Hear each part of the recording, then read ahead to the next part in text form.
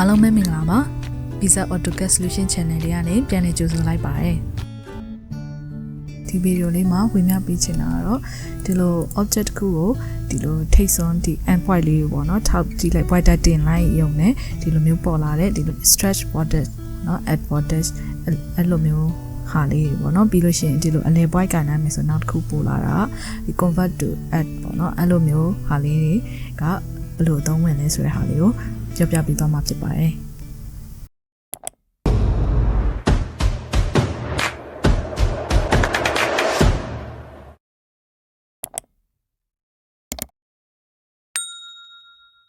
လော object ကို select လုပ်ပြီးတော့မှဘာမှမနှိပ်ပဲနဲ့အဲဒီ endpoint လေးမှာပေါ့နော် pointer လေး mouse လေးတစ်ချက်တင်လိုက်တာနဲ့ဒီလိုစာလေးပေါ်လာတာပေါ့နော်အဲ့လိုပေါ်လာတဲ့ထဲမှာပေါ့နော် stretch vertex ပေါ့နော် stretch vertex ကဘာသုံးလဲဘယ်လိုသုံးလို့ရလဲဆိုတော့ဒီလိုတောက်စုံလေးတွေကိုဟိုဘက်ဘေးပဲအပေါ်အောက်ကိုလိုတလိုမျိုးပြင်လို့ရတာပေါ့နော်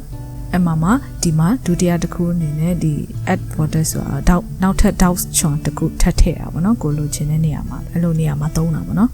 ပြီးတော့မှဒီအလယ်မှာရှိတဲ့ဒီ point လေးကိုကင်လိုက်မယ်ဆိုလို့ရှိရင်သူက convert to add ဆိုပြီးတော့မှပေါ်လာတာပေါ့နော်အဲ့ဒီဟာလေးကတော့ဒီလို add လေးထည့်တာပေါ့နော်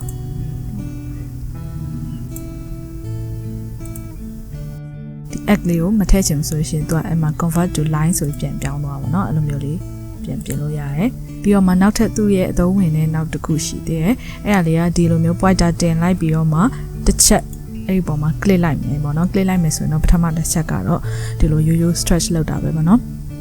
နောက်ထပ် enter ဒါမှမဟုတ် space bar တစ်ချက်ခောက်လိုက်မယ်ဆိုရင်သူက move option ဝင်သွားတာပေါ့နော်ကြိုက်တဲ့နေရာ move လုပ်လို့ရတယ်နောက်ထပ်တစ်ချက် enter ထပ်ခောက်မယ်ဆိုရင်เนาะသူက rotation ဖြစ်သွားပါတော့ rotate ကြိုက်တယ်လို့ rotate လဲလို့ရတယ်နောက်တစ်ချက် enter ထပ်ခောက်မယ်ဆိုရင်တော့သူက